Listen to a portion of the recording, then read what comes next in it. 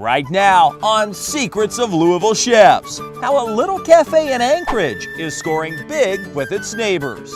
It's definitely the hot spot. With flavors from around the world. We bring in, Asian influences, French influences, Italian influences. We're going inside the kitchen here at the Anchorage Cafe, and the chef is revealing some tasty secrets. It's gonna be great, sky's the limit. A classic Italian dessert turns into a savory salad. Oh, that's the secret right there. Plus local ingredients and some new twists turn the classic pot pie upside down. So I think I'm going to rethink my recipe for pot pie after this, now that I know the secret. And Vietnamese-style sliders, made with a whole lot of Kentucky pride. It took the term a slider and took it to a whole new level for me. Come with us behind the scenes at Anchorage Cafe right now on Secrets of Louisville Chefs. The secret is Secrets. Secrets. give you one more secret. Secrets. That's the secret, yeah.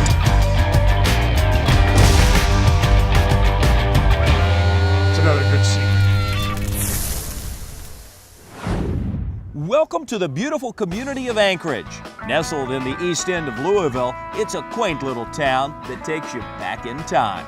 Hey everybody, and welcome to Secrets of Louisville Chefs. It's the show that seeks out the city's best restaurants, and this time we found a gem right here in Anchorage at the Anchorage Cafe. It's definitely the hot spot, our favorite. Nice casual setting. I love the atmosphere and the people are friendly. The food is delicious. Soups, sandwiches, ice cream, and coffee, it's all here, and it's all first rate. And on Thursdays, Fridays, and Saturdays, the Anchorage Cafe is also open at night for tapas. We want people to come in and have a couple drinks and, hopefully order the whole menu and share it. Chef Andy Myers runs the Anchorage Cafe kitchen. He's a graduate of Sullivan University's Culinary School in Lexington and has been working in restaurants most of his life. As for the cafe's owner, that's a different story. My background prior to this was not in the restaurant business. I'd never done anything like this. Bruce Lake migrated to Kentucky with his wife from New England, and they both fell immediately in love with Anchorage. We had thought about doing something like this in the little town that we were in Connecticut called Reading. Not too dissimilar from Anchorage. We started looking at neighborhoods and literally stumbled across the space here. We knew what we wanted to do, but we spent a lot of time talking to the folks in town to try to get a sense of what the people in the neighborhood wanted. And boy, have they delivered. This is a beautiful place, very pleasant. It's a beautiful place. It's elegant but casual. We set out to make it a neighborhood destination. It is a comfortable spot. It's very much a destination spot. People are comfortable coming in right off the town's walking trail. The atmosphere with the Anchorage Trail being so close, you can kind of get your exercise in and then finish off the day with lunch or an early evening dinner or breakfast. It's just a nice atmosphere to eat in. And when it comes to eating, there are plenty of options. There really is something for everyone. It's not unusual in a given day to have three generations of a family come in at different times. Perhaps the folks in the morning for an espresso, a latte, a business meeting, grandparents in at lunch, and the kids for ice cream and all fruit smoothies after school. And no matter how often you come by, you're guaranteed to find something different each time. The style of food that we do here is always changing. Chef Andy is always changing his menus so he can use what's fresh from local suppliers. And today, it's asparagus, cheese, and eggs, which come together to make an incredible first course. You can make it yourself when you learn the chef's secrets. It starts with a twist on Sauvignon. Normally a Sauvignon you would do, as a sweet dish. It's a little bit of sugar, an egg yolk, and a little bit of Marsala wine, and it's something that you would eat with fresh berries. I'm turning it more into like a savory, salty custard sauce for the asparagus. Okay, so we will make the Sauvignon first. This is done in a mixing bowl over a double boiler. The juice of half a lemon, and then we will put an egg yolk in here.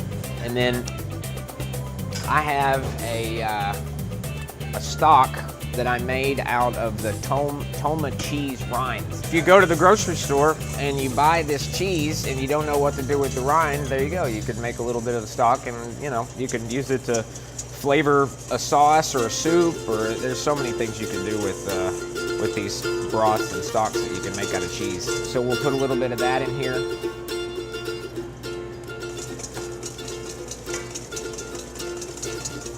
With the egg yolks, lemon, and cheese stock over a double boiler, the chef continues whisking until the mixture thickens. Kind of looks like a hollandaise, minus all the butter. While it's still hot, we're gonna add just a tiny, tiny bit of the grated Toma cheese to it, which will bring out the flavor a little bit more, and will also help with the thickening too. Now we will take our asparagus, and we want to just throw it in to our salted water here. A quick blanch on those and they're ready for the plate, hot and steaming. The next element to this dish is an egg. And you can poach the egg at home, or you can soft boil it, you could pan fry it. I cooked mine in an immersion circulator. Basically what it is just a water bath that's circulated at a very specific temperature. I cook it for a couple hours, and the egg is at the perfect temperature right now. There we go. 1, 2, 3, 4, 5 spears of asparagus here. I'm gonna make just a little bit of a flat nest.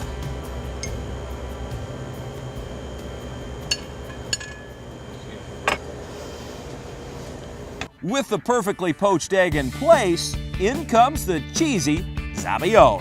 Anywhere on the plate is fine.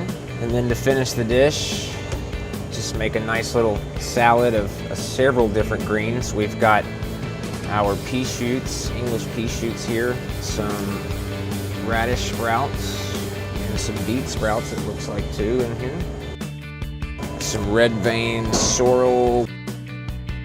Go back with our Toma cheese and just kind of finish the dish. And that's that.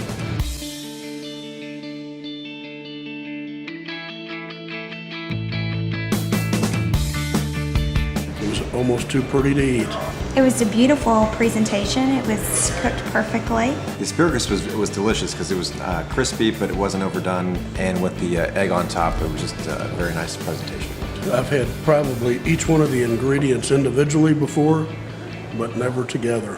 It was very good.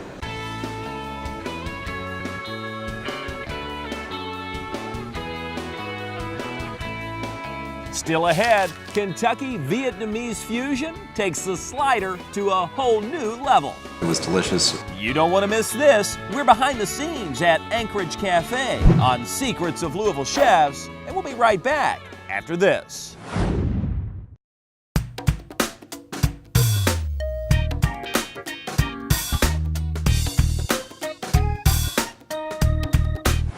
Hi everybody, and welcome back to Secrets of Louisville Chefs. I'm Kevin Harned. We've made our way to Anchorage this time, where I suppose you could say a revival is taking place. Old buildings are becoming new again, and some old traditions are taking place once again as well, thanks to Anchorage Cafe owner Bruce Lake. And so the thought was and remains to build a traditional neighborhood cafe, if you will. And so in order to do that, we knew that we would want to build in several components, one of them being a full-service espresso bar, which we have. We would need a first-rate bakery operation, so we found a wonderful pastry chef named Lauren Kipp. So once we had the baristas in place, the espresso bar in place, and our baker, actually, we turned our attention to the cafe side of things and to the food service side of things. And that's where Andy came into play. Andy is Chef Andy Myers, and he brings a world of culinary experience to the table at Anchorage Cafe. We bring in, Asian influences, French influences, Italian influences. Everything's delicious. The food's very unique and gourmet and fresh. It's very good. It's really whatever we can do with what we can get locally and serve. Here's something you won't find at just any cafe: It's called a banh mi slider. A banh mi is essentially a Vietnamese sandwich normally served on a type of French bread. We're going to serve it on a pretzel roll. A lot of times it'll have a force meat or a pate of some type. This one is not. This one is going to have more of a soy and mirin glazed pork shoulder. The first element is the pork shoulder. So this comes from Gary Farms in Paris, Kentucky. So I take a salt and sugar mixture, 50% salt, 50% sugar, and then you want to very liberally coat the entire outside of this thing. All the crevices, any little bit of it that you can get. It's gonna go in an oven at about 240 degrees. With that piece being, 4.5 to 5 pounds, it's gonna go for about 4.5 hours. About an hour and a half in, you wanna add water in the pan because all the sugar and salt is gonna burn on the bottom. Keep an eye on it, and as soon as it's nice and tender, it's ready. Once the pork shoulder comes out of the oven, just pull it like you would any kind of barbecued pork. Then he'll add Asian flavor to it, starting with a sweet rice wine called mirin. We'll put a little bit of pork shoulder in the pan. You want to put the mirin in first because there is a slight amount of alcohol in it and you want it to reduce out. And then just a touch of soy sauce. And then there's a second form of pork that goes into this sandwich. This is pork belly, and we actually put a cure on it like you would cure bacon, and we wrap it and we refrigerate it for about 2 weeks and basically turn it into an unsmoked cured bacon. We use a little bit of juniper in the cure, and we use a significant amount of sugar, and it's just got this great kind of cured bacon flavor to it, without the smoke. It's fantastic. There's an interesting condiment that goes with the banh mi, prepared by sous chef Josh Sperry. It's a spicy homemade mayonnaise called an aioli. Because mayonnaise has such a negative connotation around, everybody's like, oh, mayonnaise, it's not healthy for you. So, but you hear aioli, and everyone's like, oh, that's so much better. It's all in the name. So as of right now, I just have egg yolks and lemon juice. Oh, it's awesome. You can constantly add the oil in, but you don't want to just keep pouring it in, because a broken mayonnaise is not something that comes back very easily.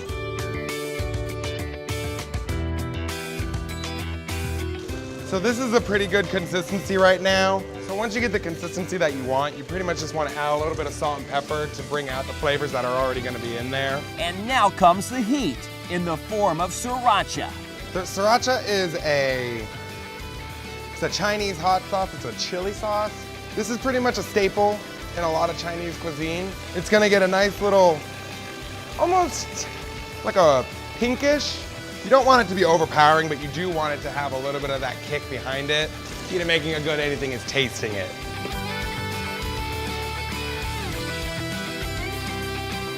This would be great in deviled eggs. I thought it was very good. The aioli is awesome, but wait until you see how it goes together with everything else. It starts with a locally made mini pretzel bun. You want to put a little bit of your chili mayonnaise on here. Then he slices up the cured pork to go on the bun next. Doesn't that look good? And then we're going to put a little bit of our pork shoulder on here. On top of that, some thinly sliced pickled carrots. These are easy to make at home when you learn the secrets. You basically just cut them, and once they're cut, I'll take basically the ratio for my pickling liquid is 1 cup of water, 1 cup of vinegar, 1 cup of sugar, and 2 or 3 tablespoons of salt. Bring that up to a simmer. As soon as it comes to a simmer, take the pan off the heat and then just throw the carrots in and just, let it cool down, and that's that. Next, he makes a couple thin slices of cucumber. Put a cucumber on here and some cilantro. The banh mi slider.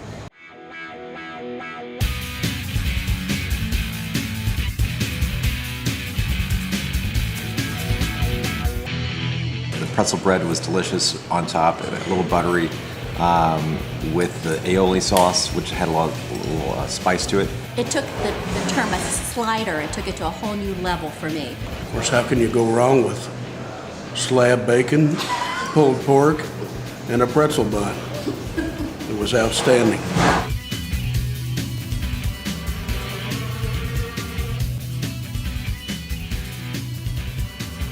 Up next on Secrets of Louisville Chefs, a new twist on the classic pot pie, served with the secrets to doing it yourself. Now we just let it sing. It's full of flavor and packed with Kentucky pride. They are fantastic. They're really good. Stick around for more Secrets of Louisville Chefs from Anchorage Cafe when we come back.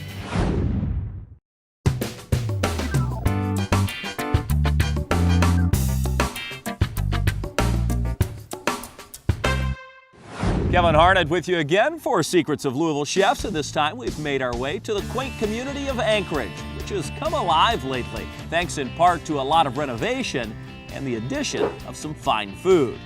At the heart of it all lies Anchorage Cafe, which has become a staple for folks who live nearby.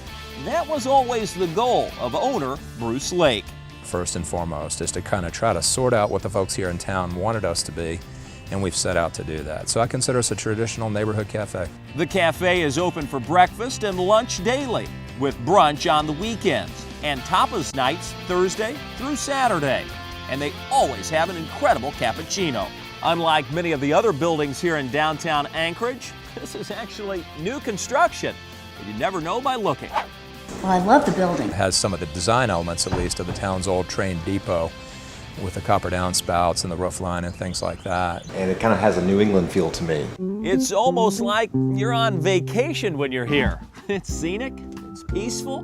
The great thing about it, it's right in our own backyard.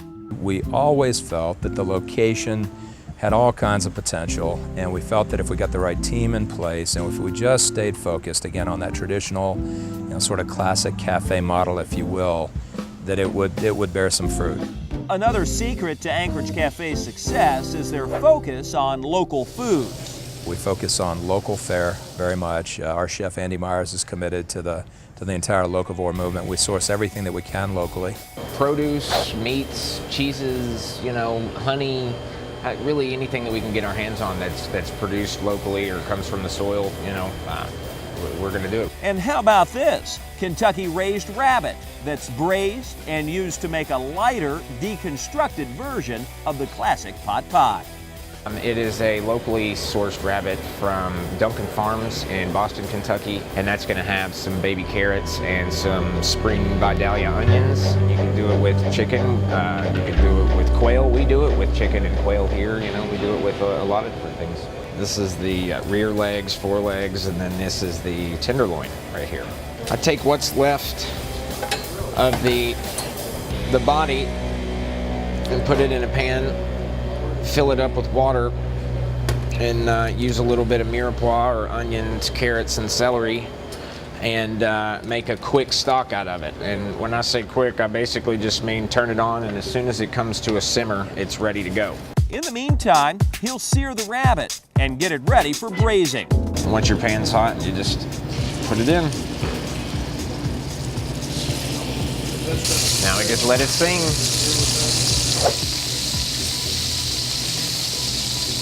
So we'll take the rabbit out of the pan now. Then we will take the pan back over here to the burner. And then we'll grab, a little bit of onion, carrot, and celery, just some sort of aromatics. You could use leeks, you could put some mushrooms. Any kind of mushroom really would work. We will deglaze with a little bit of sherry wine. So now we're gonna put the rabbit back in the pan. Then we're gonna put the braising liquid in the pan with it. Put a little bit of chopped fresh thyme. You gotta have bay leaf in there. The secret ingredient is a bay leaf in everything.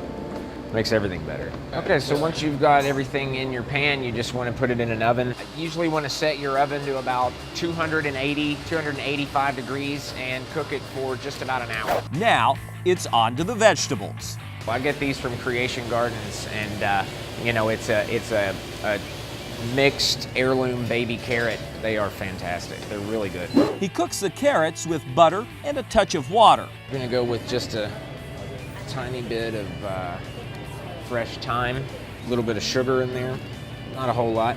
We want to just cover this and just let it cook and, you know, check it, you know, after about 10 or 15 minutes. Well, you can use a lid, you know, but I don't have a lid for this pan. So the exact same technique with the carrots I did with these spring Vidalia onions.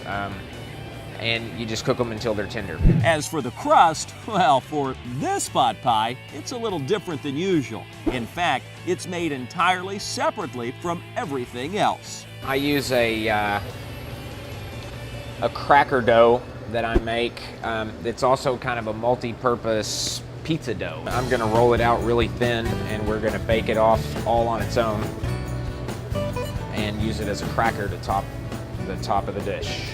You just want to get some oil on the back of a sheet tray. I like to use the back of the sheet tray instead of the inside of the sheet tray just because there's more air circulation in the oven. And get a little bit more oil on here, a little extra virgin olive oil. Just kind of spread it around with your hands or a pastry brush. And then just a little bit of salt and pepper. And then into a 375-degree oven for about 8 minutes. Once the rabbit's done, we'll pull it out of the oven. You will separate the rabbit from the liquid that it was braised in. So this is the liquid that we braised it in. It's the stock with a little bit of the sherry wine. Strained everything out of it. And then this is the rabbit. Start out with a nice little plate. We'll take one of these beautiful Vidalia onions here and quarter this. And then just cut them in half. Then we'll take our rabbit. The tenderloin does not have a bone in it, so you can just take the tenderloin and just break it into whatever size pieces that you would like. And then we will pour it right over there like that. I've got a little bit of a watermelon radish here that I bought at the root cellar this morning that are really nice. We just do one nice little shave of the watermelon radish on here. We also have some pea shoots here. These are also purchased at the root cellar this morning.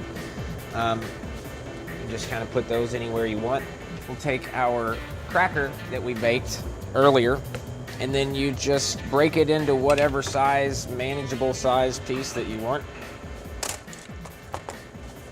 And we will place this wherever you would like.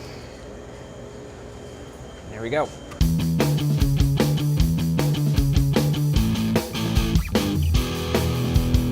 It was very nice, very nice. The carrots and the Vidalia onions, which I understand are local, are a wonderful addition, and the bread, the cracker on top, is wonderful as well. And it's probably a much healthier version of what you think of as a pot pie. So I think I'm going to rethink my recipe for pot pie after this, now that I know the secret.